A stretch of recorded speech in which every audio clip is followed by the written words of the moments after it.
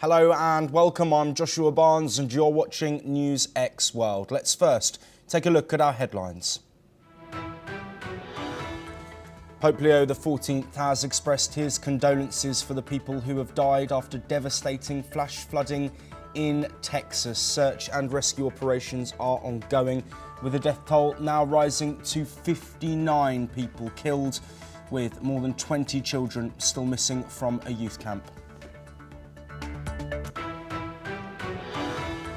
US Treasury Secretary Scott Bessent has confirmed that Trump's Liberation Day tariff dates will return on August the 1st for countries that don't agree a trade deal with the US.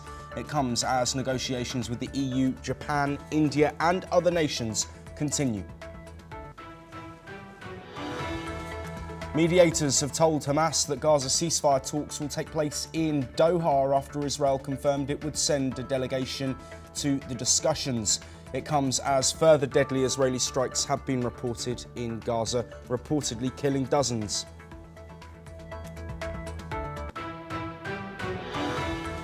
Russia claims to have captured 2 more eastern Ukrainian settlements as the war on the ground continues. Meanwhile, Russia's defense ministry claims to have downed 120 Ukrainian drones overnight.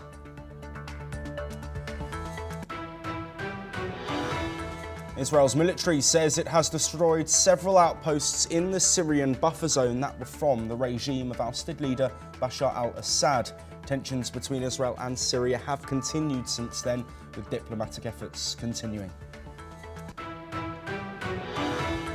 Meanwhile, Britain's Foreign Secretary David Lammy has met Syria's new leader Ahmed al-Sharaa in Damascus as the UK re-established diplomatic ties.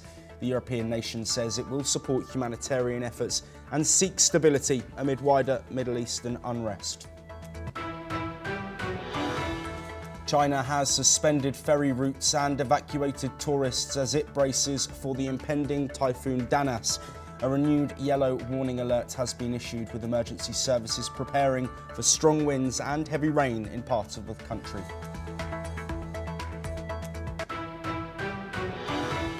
And Brazil's President Luiz Inácio Lula da Silva hails the BRICS mechanism for advancing global economic development. The leader has started welcoming leaders from the growing BRICS nations ahead of the annual summit, which starts later.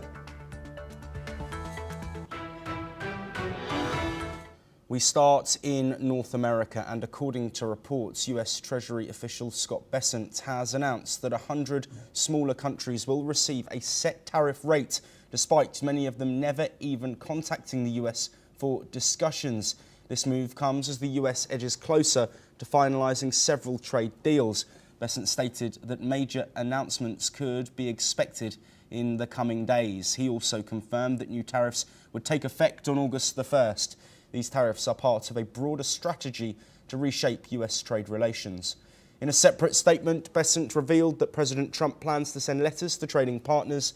These letters will inform them that if no agreement is reached, they will revert to tariff levels set on April the 2nd, Trump's Liberation Day tariffs.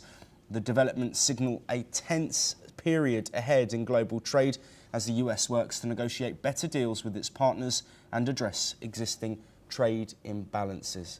While joining us to discuss these latest developments as that deadline looms, Raymond Vickery, former US Assistant Secretary of Commerce, joining us from Washington, DC. Raymond, as always, a pleasure to have you on NewsX World discussing this latest update here. Scott Bessent saying that these tariffs will come into effect on August the 1st, also saying that blanket tariffs will be placed on many countries who haven't had discussions. And of course, those letters are being sent out regarding these Liberation Day tariffs. Can I just get your overall opinion on the announcements and how impactful it could be to global economics?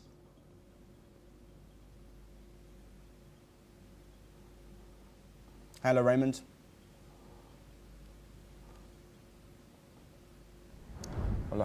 Well, I believe we have lost Raymond, just waiting for him to reconnect. But just to provide some context on this situation, of course, April the 2nd, Trump's Liberation Day tariffs, 70 countries, around 70 countries placed with tariffs. Trump saying this is a negotiation tactic to get countries to look at that trade imbalance and have discussions and form deals.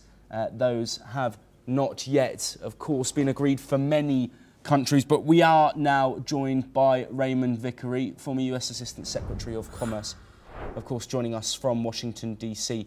Raymond, some big updates coming from the United States relating to tariffs, specific information on when they will be implemented. Letters also set to be going out to countries who are yet to agree a deal. What are the ramifications of all these latest updates? Well, thanks very much for having me. Yes, we're down to the wire. President Trump likes to create tension, chaos, and work through it, and that seems to be the modus operandi here.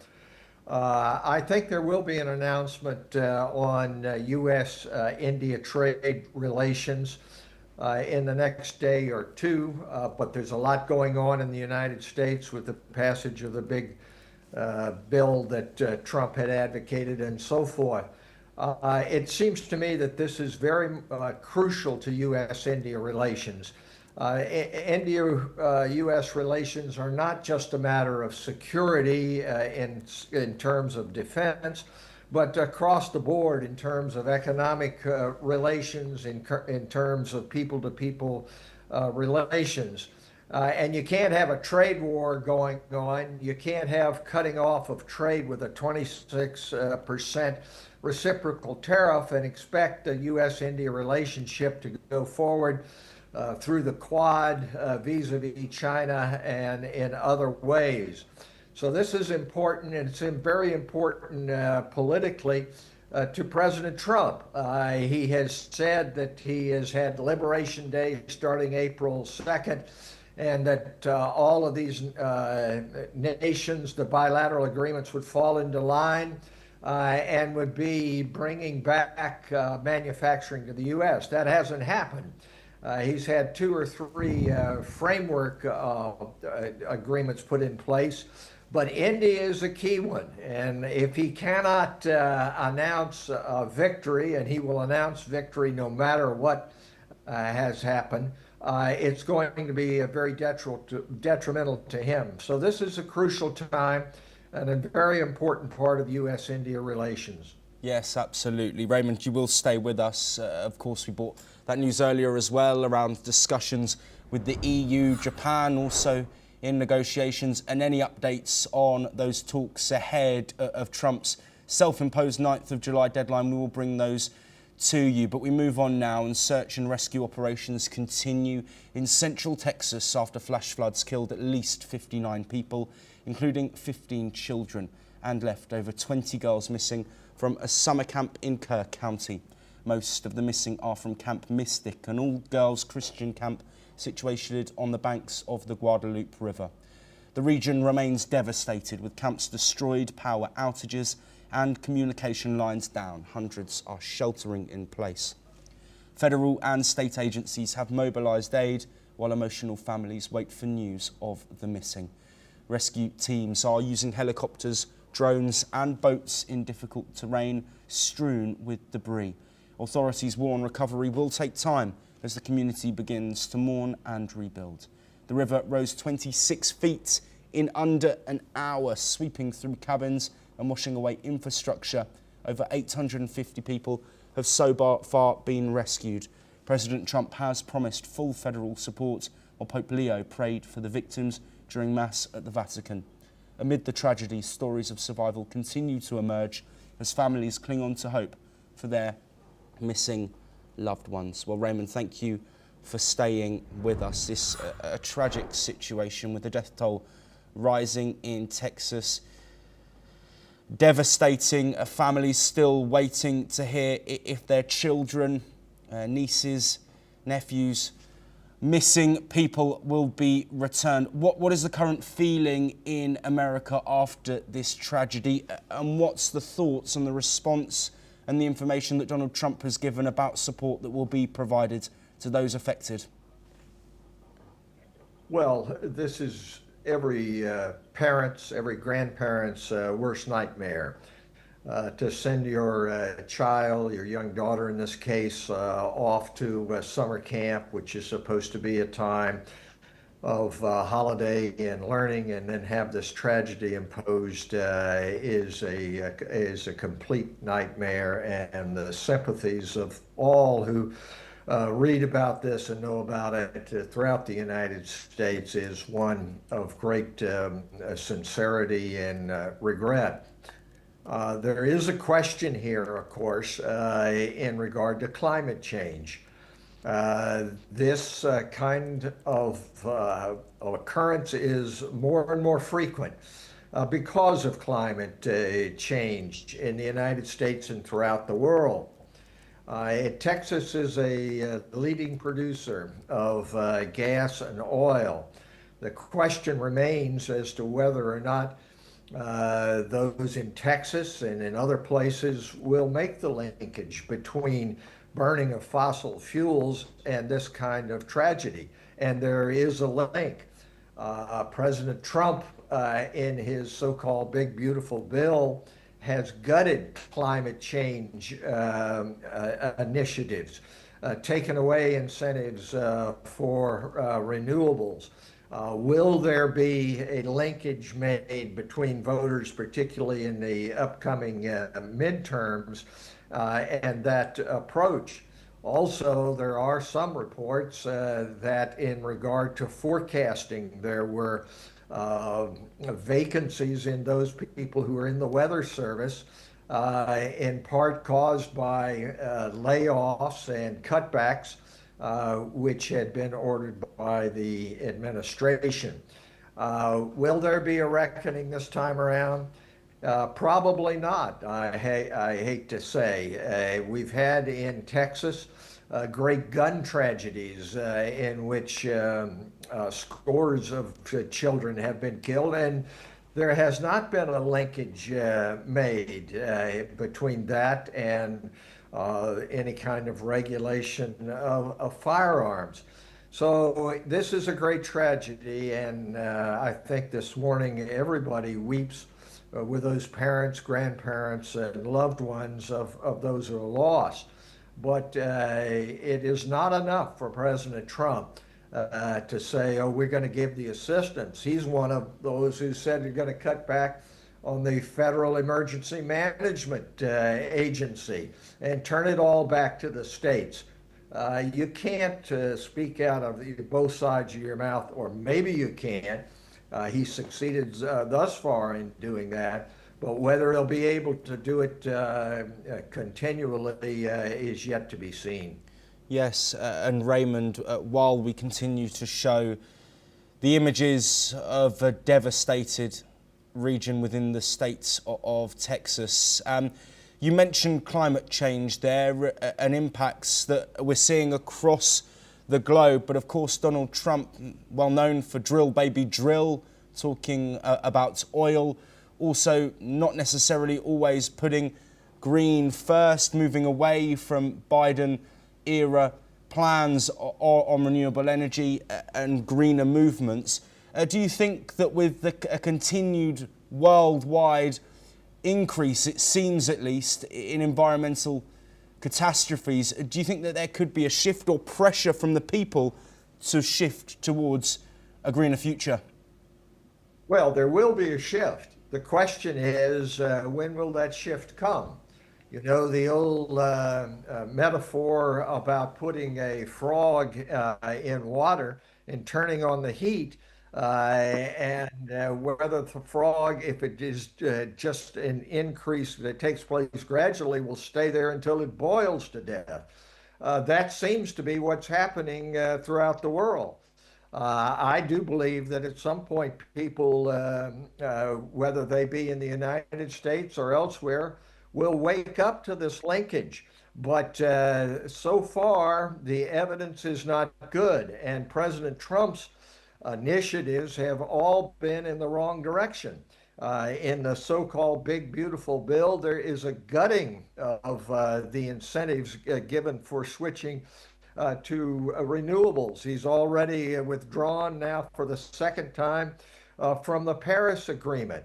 Things are not moving in the right direction. In this instance, you had 4 months of rain that fell within 4 hours. You had a river which was placid that rose 26 feet within those 4 hours and swept it away.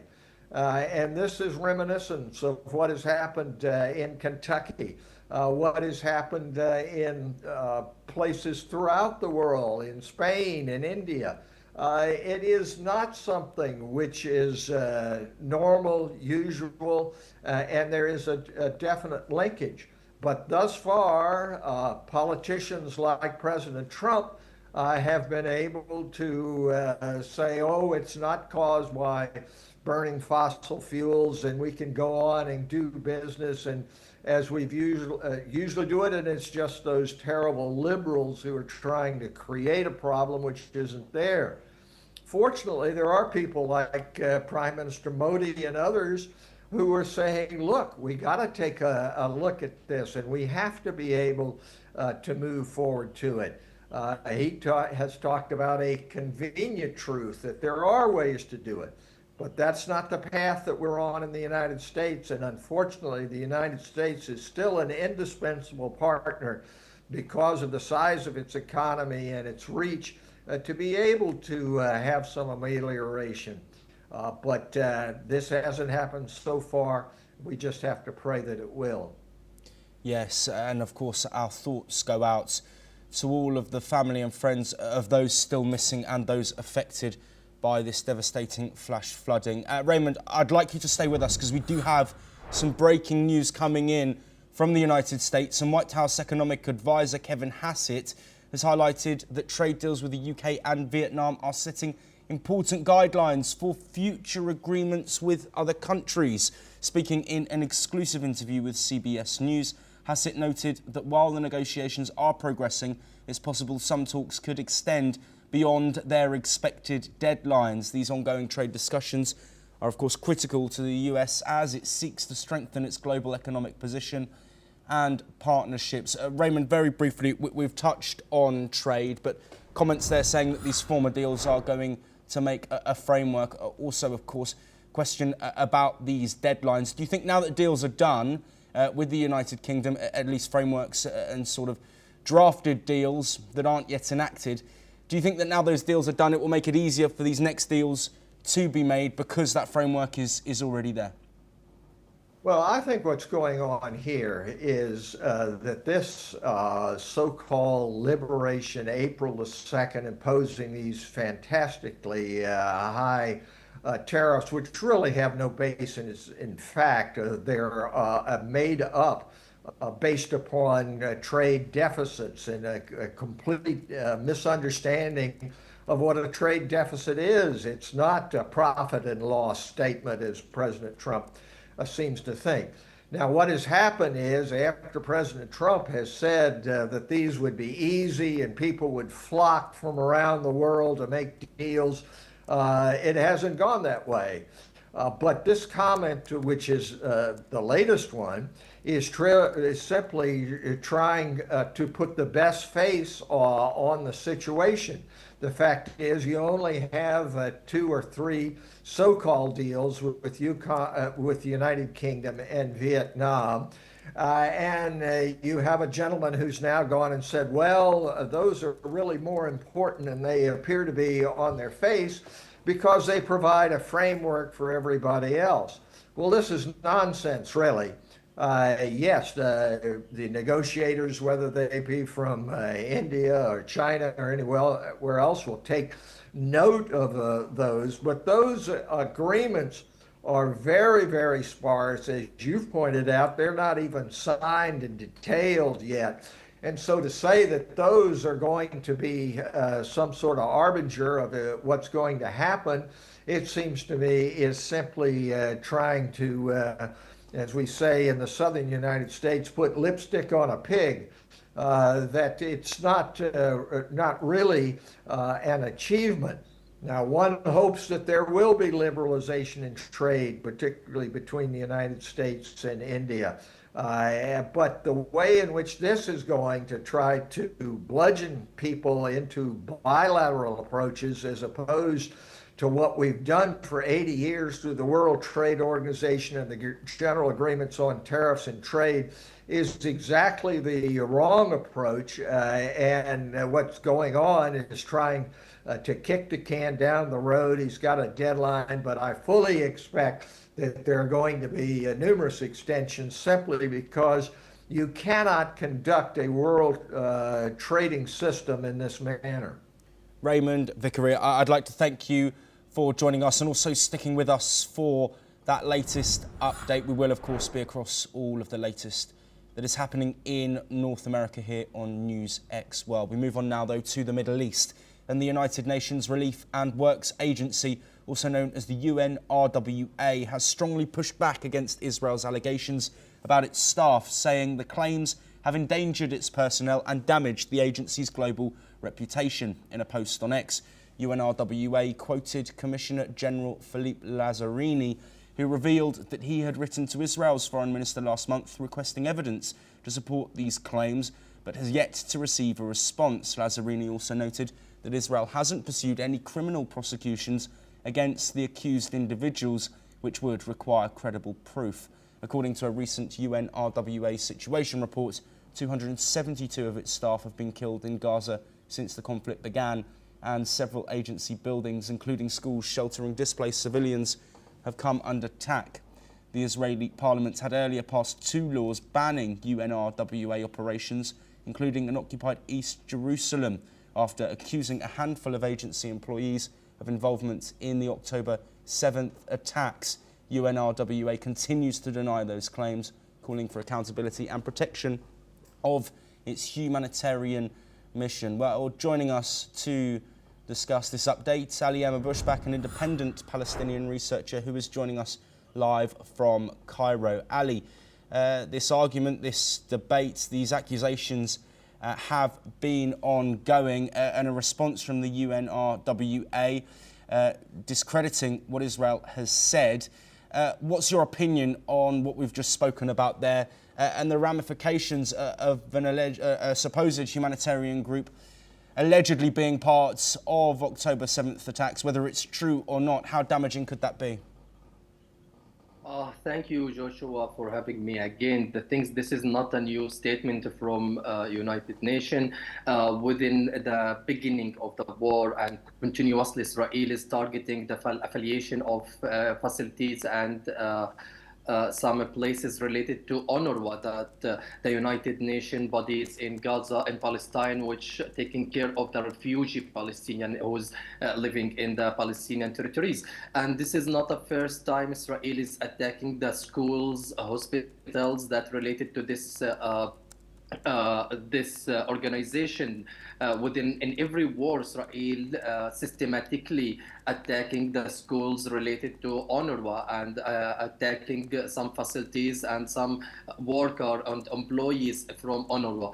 The thing is also during the war and before resume the war between Gaza and Israel on 18th of March, UNRWA also asked Israel about approval that their employee participate in 7th of October. While also before 7th of October, Israel used to always accuse that there is several of employee from UNRWA, especially in Gaza, that they are affiliated in Hamas and they are belonging to Hamas party, as they can consider it as a terrorist organization according to the American law and the several of several of Western countries. So the thing is, despite that, they are asking Israel about the approval and the clear approval that their employee belongs to Hamas parties, or they are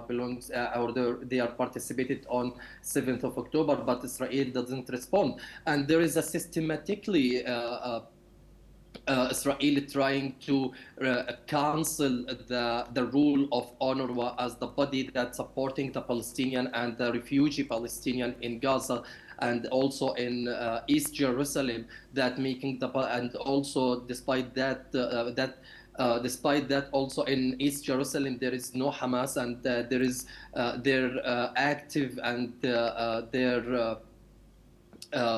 their work in East Jerusalem, it's so limited, and there is a restriction on the Palestinians' activism in that land. Despite that, Israel claims that United UNRWA is also supporting Hamas, and they are several of employee. It belongs to Hamas.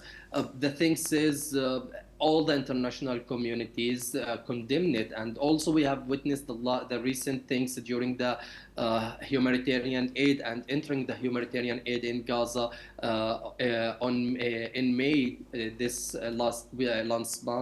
last 2 months. So the things also, Israel prohibited the United Nations and the international community to participate. Ali, I'm going to have to interject. I'm sorry, we're running shorter on time, and there are other topics that we would like to discuss with you. Staying in Gaza, Israeli Finance Minister Bezalel Smotrich has condemned a cabinet decision to allow additional aid into Gaza, labelling it a grave mistake that will benefit Hamas. Smotrich claimed that the aid would reach Hamas fighters and serve as logistical support for the enemy during wartime.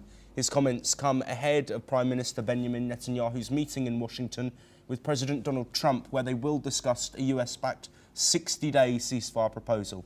Despite Smotrich's criticism, Netanyahu's office has not commented on the matter. Public pressure is growing on Benjamin Netanyahu to secure a ceasefire. No members of his right-wing coalition, including Smotrich, are opposed to a full ceasefire without achieving military objectives. First, Ali, coming back to you, Smotrich's comments there talking about aid, saying that it is almost feeding the enemy, giving that aid that will then end up into the hands of Hamas. This is a concern that Israel have had throughout the conflict since the aid blockades have been put in place. But of course, the humanitarian situation on the ground that many experts say is horrific, with famine, starvation prevalent during displacement as well. Ali, I want your opinion specifically on what Smotrich has said and his comments. Do you think that is the case? Joshua, Smotrich statement, it's really sarcastic, especially that this person, several of Western government imposed a sanction against him, and they consider him as a war criminal in Gaza, and they consider him as a violating the international law because he's supporting the Israeli settlement in West Bank, and according to United Nations Security Council, in their solution 26223, they are considered the Israelis settlement in West Bank. It's illegal, and this person who's supporting the settlement, and despite that, he considered to enter the humanitarian aid in previous method and the previous approach. He considered it as giving a breath for Hamas. But despite that, I guess Benjamin Smotrich, he's trying to flexing his muscle in Israeli community. Despite that, he's a failure because of, according to the last poll in Israel, he wouldn't be able to take any seat or any vacancy. He didn't able to take any seat in Knesset or in Israeli's parliament. So Smotrich, he knows that his political life is going to be ended, and he's trying stimulating a bubble on the board, and he's trying to manipulating Israelis community instead of talking about a humanitarian aid, and instead of criticizing the humanitarian aid, you should concern about the Israelis captive in Gaza.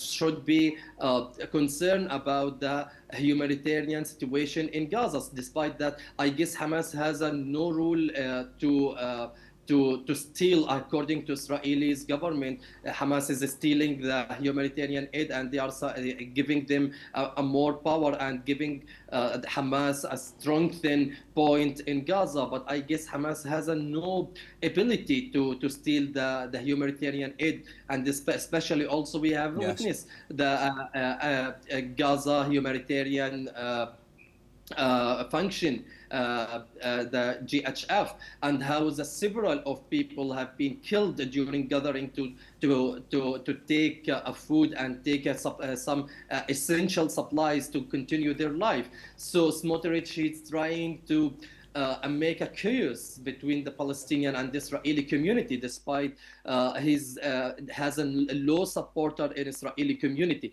And I guess such kind of statement, it's representing how much the far right wing in Israel, they are more radical and yes, Ali. have no We're going to have to move on. Sorry to cut you off again. I would like to keep you though, because we are going to stay in the region. Away from Gaza, the Israel Defense Forces say troops from the 810th Mountains Regional Brigade, operating under the 210th Division, have carried out targeted activity in southern Syria. According to the IDF, the operation included reserve forces and Yahalom combat engineers and resulted in the demolition of several structures formerly used by the Syrian military in the buffer zone. The military said these sites were assessed as posing a security concern for Israel positions near Mount Hermon.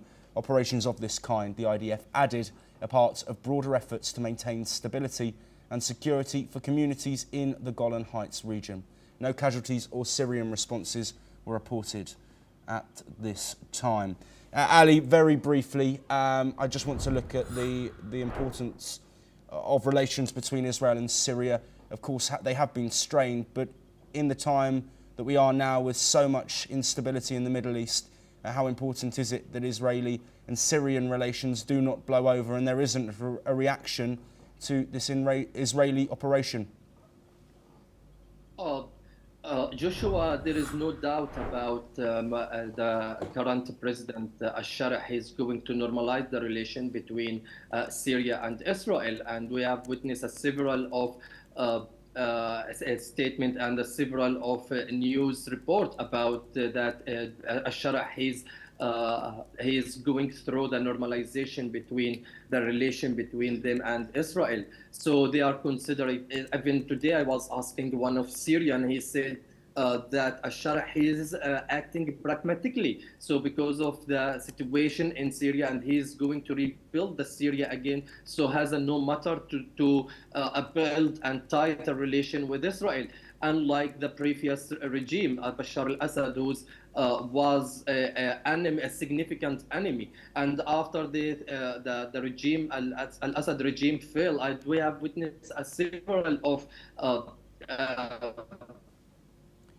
Israel's bombardment in Syria, and Israel warned that Al-Sharia regime about the Druze sect in Syria and their position in the Druze minority in Syria. So I guess such kind of bombardment and such kind of operation which conducted by reserve forces from Israel, so it will not going to destroy or make any change in Israel and Syria relationship. Despite, and also we have witnessed that before last week that the American President Donald Trump, he lifted the sanction against Syria to give them a chance to show their ability for peace in the area. So I guess area is going through a general or comprehensive peace between several of countries and Israel, and this is a good thing. And I guess all the countries and all the population, all the region supporting the peace,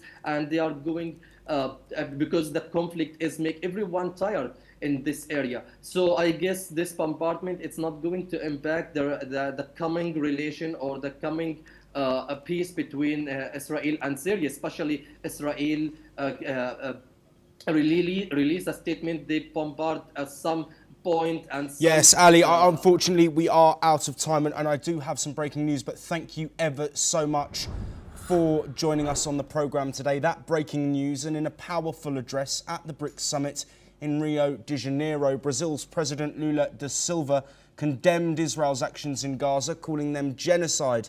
Lula insisted that the international community must intervene to stop the indiscriminate killing of innocent civilians and the use of hunger as a weapon of war. His remarks came as leaders from 11 emerging nations, including China and India, gathered for the summit. The statement adds fuel to growing global pressure on Israel as truce talks between Israel and Hamas resume in Doha. The war, now in its 22nd month, began following Hamas's 7th of October attacks.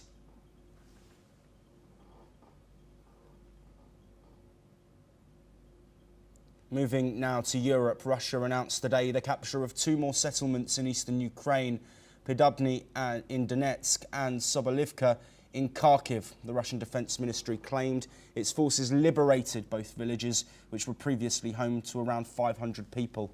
Pidubny is located just 7 kilometres from the Dnipropetrovsk region, while Sobolivka lies 3 kilometres west of Kupiansk. This marks another significant step in Russia's ongoing advance, with gains increasing over the past 3 months. The Russian military has intensified its push, making its largest territorial advances since November of last year. Ukraine has yet to comment on Russia's claims. The situation on the ground remains tense, with both sides engaged in heavy fighting along the front lines. Analysts continue to monitor these developments closely as Russia continues its military efforts in eastern Ukraine. While joining us to discuss these developments, Peter Baum, foreign editor of the Weekly Blitz, joining us from London. Peter, as always, thank you for being here. Further reported gains by Russia on the battlefield amidst calls for a ceasefire, with Putin's forces, according to them, moving forward and making further gain. What's the impact of that on potential peace talks and wider security in Europe? Yeah, indeed. I must say, if true, and I think these Russian claims are true, there has been a significant push by the Russian military, by the Russian government, to put the pressure on Ukraine to such an extent that, frankly, Donald Trump's efforts of bringing the two parties together and putting pressure on President Vladimir Putin have proved to be have had no influence at all. It's clear that despite the quite incredible Ukrainian successes that they had militarily about 2 months ago, Russia has wiped itself down, got rid and replaced of some military heads, and the right wing, let's say, of the Putin government are continuing with their bombardment of Ukraine. It's been quite staggering, the amount of territorial gains that Russia has made in the last couple of weeks alone. Ukraine are clearly under pressure, their cities are under bombardment, and it looks as if Russia militarily is gaining the upper hand. How the EU and how President Trump will respond to this latest gains, we're yet to see. But something that was, I thought, very significant was a statement made by the Chinese foreign minister just a couple of days ago to members of the EU senior diplomats, saying that China will not allow Russia to lose this war. I thought that was the most significant statement, given very little coverage over here in the mainstream media, but I thought that was a significant development from China. Yes, Peter, absolutely. Stay with us. We continue to talk about the Russia-Ukraine conflict. Russia's defence ministry reported today that its anti-aircraft systems downed 120 Ukrainian drones overnight. The majority of these drones were intercepted in regions bordering Ukraine, including Bryansk, Kursk, Belgorod and Oryol. No damage or casualties were reported. The drones were part of Ukraine's ongoing efforts to strike deep inside Russian territory. The intercepted drones include 30 in Bryansk, 29 in Kursk and 17 in Belgorod. The Oryol region, also targeted, has been hit by previous drone attacks aimed at Russian oil facilities. Following the drone attacks, Russia's Civil Aviation Authority lifted temporary restrictions on air traffic in several cities, including Moscow, St. Petersburg, Kaluga and others. Well, Peter, bringing you back in, thank you for staying with us. Let's look at these Russian reports. 120 drones, they say they have downed, saying no damage, no casualties. Do you think that is the case? We often get limited reporting through from Russia. And is this a signal, if it is true, of the might of the Russian military assets versus Ukraine, who, of course, are facing a pause from the US and questions about support from Europe? Indeed. If it is true, it's a significant development. But we must take the reports from Russia with a little bit of... we've got to be very careful about what the truth is and what isn't. Probably there has been some damage to Russian infrastructure and Russian cities. But clearly, from not only the reports coming out today, but from the last few days, it seems that Russia are gaining the upper hand. Now, this puts Zelensky under huge pressure because, for the moment, Europe have not seemed to be diplomatically supporting him with the kind of commentary and statements that one would expect after such Russian military gains. There's been very quiet on the diplomatic front, and it should be of a concern to those who are, let's say, pro-Ukrainian in this effort, as to why there hasn't been more diplomatic support from Trump, from the EU, and indeed what Ukrainians' response will be militarily if these Russian claims turn out to be true. The latest developments should be very concerning for Ukraine and her allies. Peter, thank you ever so much for joining us today. Of course, we will continue to bring you all the updates from the ongoing Russia-Ukraine conflict and work towards a potential peace deal. But we move on now. China has announced new restrictions on the purchase of medical devices from the European Union, escalating an ongoing trade dispute. Beginning July the 6th, Chinese government procurement contracts worth over $6.3 million will exclude participation from EU-based companies unless the products are deemed irreplaceable. The move is a direct response to the European Union's recent decision to block Chinese firms from bidding on medical device tenders worth over €60 billion a year. That restriction under the EU's international procurement instruments was intended to address what Brussels called unfair access for European companies in China. China's Ministry of Commerce said it had tried to resolve the issue diplomatically, but accused the EU of building new protectionist barriers. Well, joining us to discuss this development is Dr. Satoru Nagao, a fellow at the Hudson Institute, joining us from Tokyo, Japan, as always. Dr. Nagao, thank you for being here. What's the significance of this announcement, this action between the EU and China in the face of Trump's tariffs? Could it be detrimental to either country if a deal can't be agreed and they're facing higher tariffs when trading with the US? Yes, this incident indicates that not only the US and China, but also the EU and China, tension is rising. Recently, Chinese foreign minister visited 3 countries in Europe, Belgium, and Germany and France. And every place is Chinese foreign minister need to hear the opinion from the EU, which is China's support to Russia in the battlefield in Ukraine is a matter of concern. Because China provides material to make weapons in Russia. So that's why such kind of support is very controversial for the EU. And indeed, this is a very big problem. And at the same time, since April 2025, this year, China restricts to export rare earths. So without permission of the government, they cannot. So that's why not only against the United States, but also the EU or Japan, the other car industry or other high-tech industry suffer this restriction China set up. Yes. Providing rare earths is a very important issue. So that's why EU side asked China to return the normal time, not restrict to export rare earths. But this is also the problem between EU and China. So that's why the tension is rising between EU and China. And this is a new one kind of the battlefield of the economic security.